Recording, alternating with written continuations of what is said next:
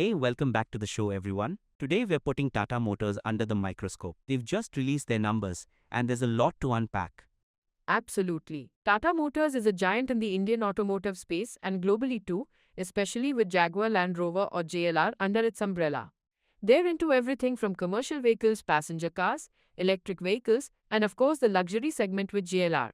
Right. So, this is their investor presentation and audited financial results for the fourth quarter and the full financial year 2025, which ended on March 31st, 2025. The board of directors approved these results on May 13th, 2025.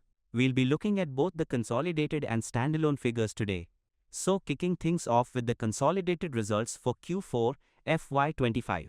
What's the revenue story, looking at year over year and quarter over quarter? Okay, for Q4 FY25, Tata Motors consolidated revenue from operations stood at 1,19,502 crore rupees. Year over year, that's a slight increase of 0.4% compared to 1,19,033 crore rupees in Q4 FY24. Quarter over quarter, it's up by a healthy 6.1% from 1,12,608 crore rupees in Q3 FY25.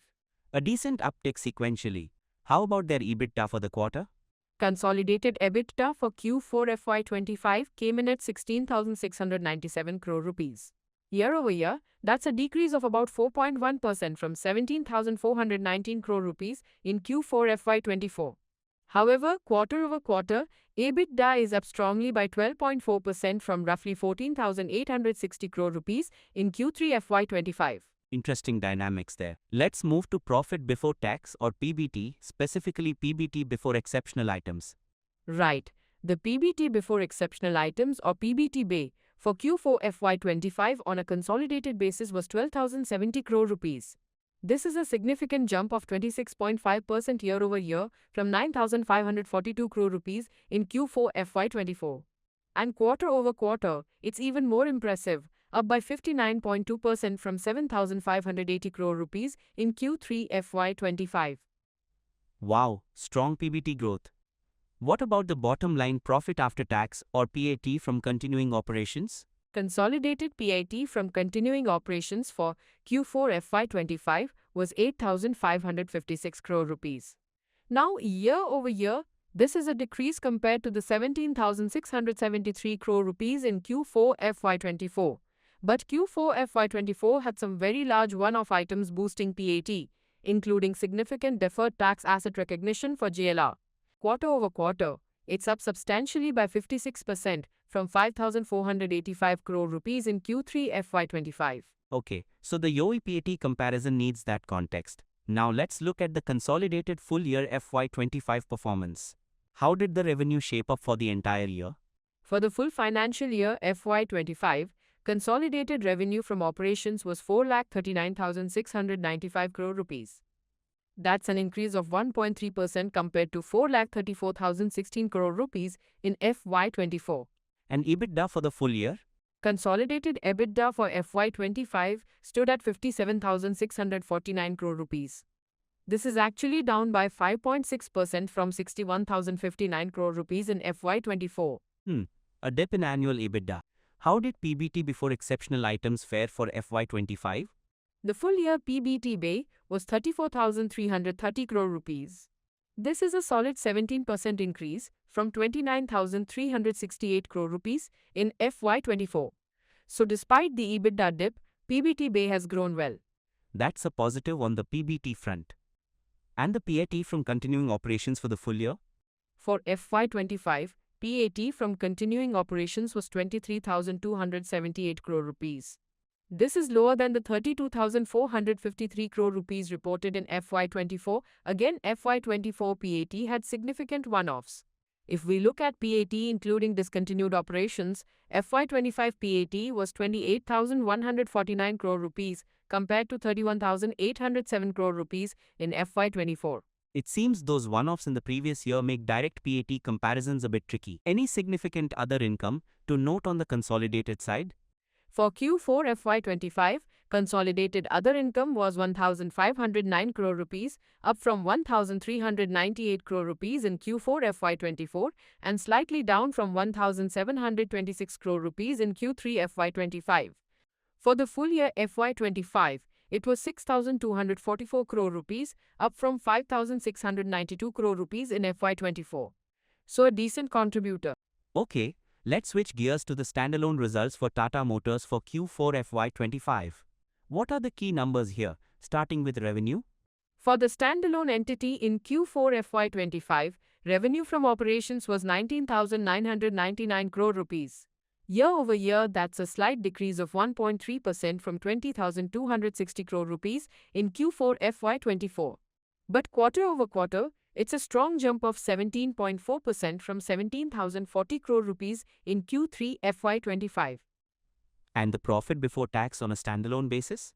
Standalone PBT before exceptional items for Q4 FY25 was 1,865 crore rupees. That's a good increase of 14.2% year over year from 1,633 crore rupees in Q4 FY24. Sequentially, it's up by 20.1% from 1,553 crore rupees in Q3 FY25. Solid standalone PBT. How about the standalone PAT? Standalone PAT for Q4 FY25 came in at 1,382 crore rupees. Year over year, this is down by 35% from 2,126 crore rupees in Q4 FY24. Quarter over quarter, it's slightly down by 1.6% from 1,404 crore rupees in Q3 FY25. And the earnings per share or EPS for standalone? The standalone basic EPS for Q4 FY25 was 3.75 rupees. This compares to 5.54 rupees in Q4 FY24 and 3.81 rupees in Q3 FY25. Now for the standalone full year FY25 performance. Revenue first.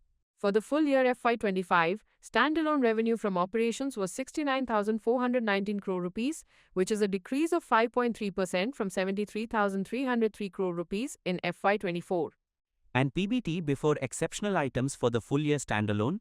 Standalone PBT before exceptional items for FY25 was 7,677 crore rupees. This is a very strong increase of 52.3% compared to 5,042 crore rupees in FY24. That's a significant jump in annual standalone PBT. What about the standalone PAT for FY25? The standalone PAT for the full year FY25 stood at 5,452 crore rupees. This is down 31% from 7,902 crore rupees in FY24. And the full year standalone EPS? Standalone basic EPS for FY25 was 15.44 rupees compared to 20.61 rupees in FY24. Okay, looking at profitability insights, what can we say about the consolidated EBITDA margins? For Q4 FY25, the consolidated EBITDA margin was about 13.97%, 16,697 crore EBITDA on 1,19,502 crore revenue. This is a slight compression from about 14.63% in Q4 FY24, but an improvement from approximately 13.2% in Q3 FY25. For the full year FY25, the EBITDA margin was around 13.11%, down from 14.07% in FY24. Any significant exceptional items in either consolidated or standalone results that we should be aware of?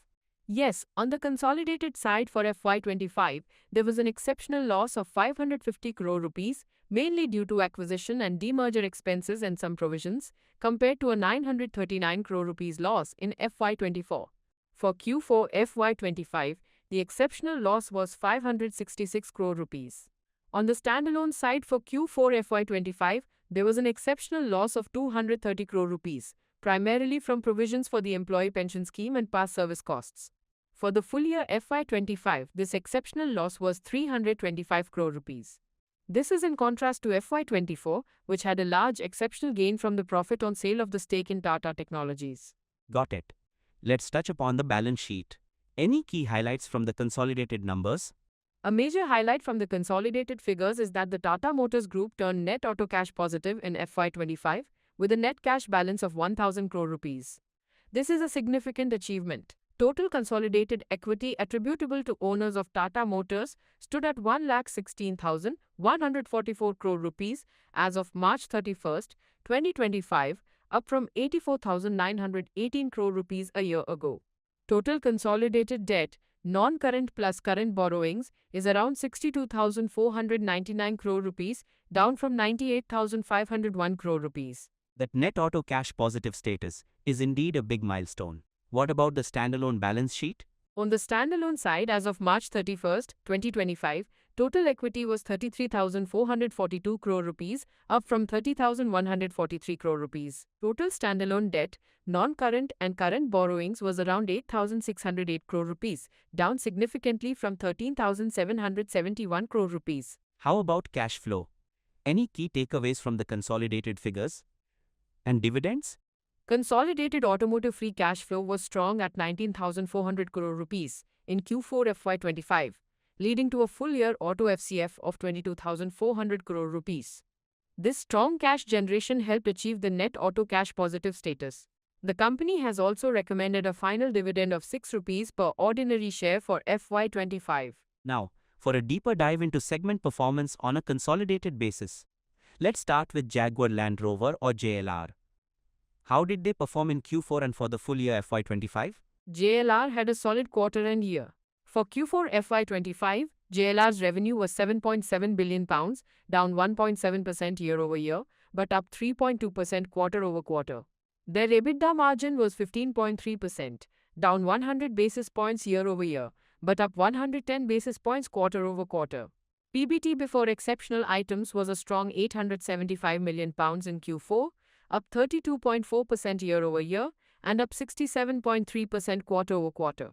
For the full year FY25, JLR's revenue was £29 billion flat year-over-year.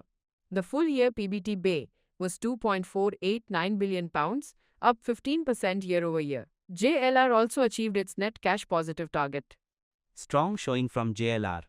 Next up, Tata Commercial Vehicles or CVs. How did this segment fare? The Tata CV segment saw revenue of 21,500 crore rupees in Q4 FY25, a marginal dip of 0.5% year-over-year, but up 16.8% quarter-over-quarter.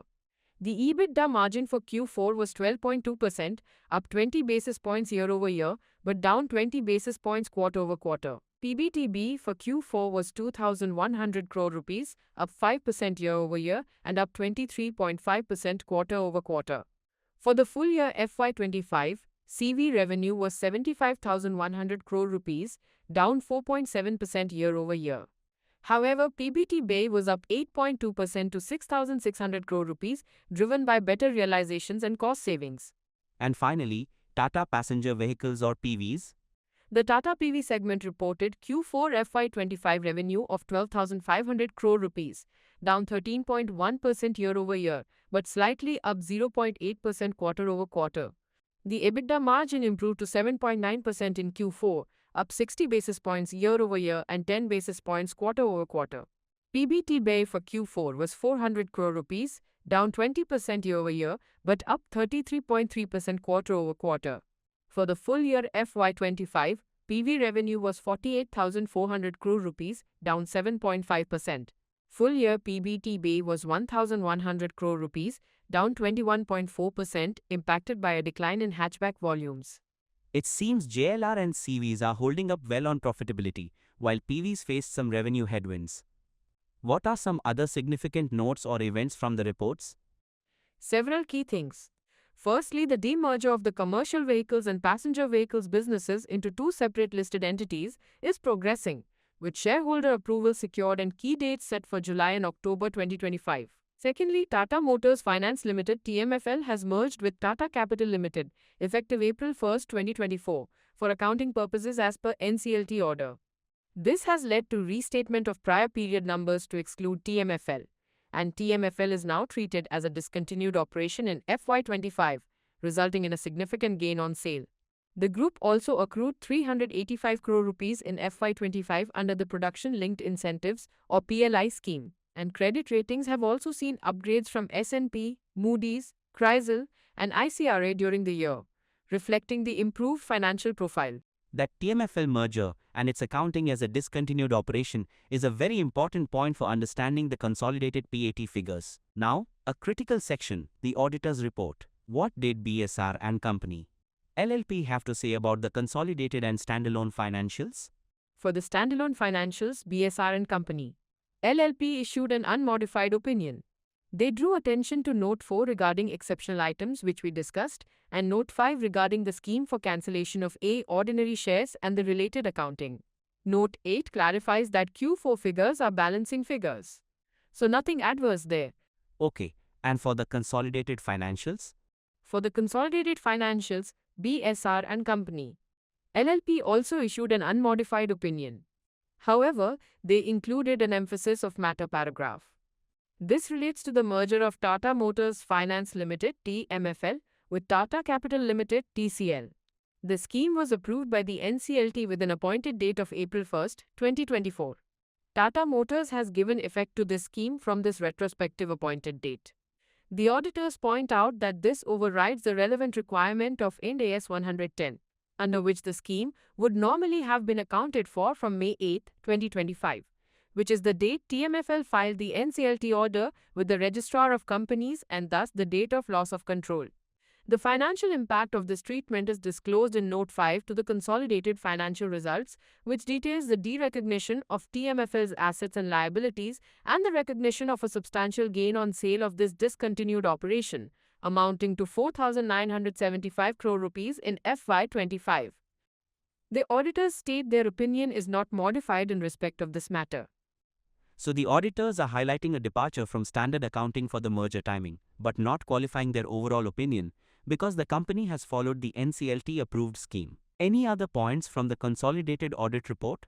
Yes, under other matters, the auditors mention their reliance on the work of other auditors for certain joint operations, numerous subsidiaries, associates and joint ventures, including the conversion adjustments for financial statements of foreign subsidiaries prepared under different GAAPs. This is standard for a group of this size and complexity. Right. So considering all this, what's the outlook and what are the risks for Tata Motors based on their commentary? Management acknowledges that tariffs and geopolitical actions are making the operating environment uncertain. However, they expect the global premium luxury segment (JLR) and Indian domestic markets (CV and PV) to weather this relatively better. They plan to remain agile, drive growth, reduce cash break-even, and continue investing. JLR expects investment spend to remain at around £18 billion over 5 years, funded by operational cash flows. For CVs, the focus is on smooth AC regulation transition, new launches, and improving market share. For PVs, the aim is market-beating growth through new products, strengthening the EV portfolio, and cost reduction. Risks include the aforementioned uncertainties, execution of the demerger, successful integration of new technologies, and competitive pressures in all segments. And of course, the implications of the accounting treatment for the TMFL merger, even if approved by NCLT, is something to keep an eye on. As always, this is not investment advice, and listeners should consult certified financial experts. So to conclude, what are the main takeaways from Tata Motors FY25 performance? Tata Motors has delivered a resilient performance in FY25. Consolidated PBT before exceptional items grew strongly, and the group achieved a significant milestone by becoming net auto cash positive. JLR was a star performer with record profits and achieving its net cash positive target. The CV business also showed good profitability despite revenue moderation. The PV segment faced some revenue challenges but improved its EBITDA margin. The standalone business also showed a very strong jump in PBT before exceptional items. The demerger is a key strategic move to unlock value. The TMFL merger has significantly impacted reported PAT through the gain on discontinued operations, and the auditor's emphasis of matter on its accounting treatment is noteworthy, highlighting a deviation from standard NDS application due to the NCLT order's retrospective effect. Overall, the company is navigating a complex environment with strategic initiatives aimed at strengthening its various businesses. A lot of moving parts indeed. Thanks for that comprehensive breakdown of Tata Motors FY25 results.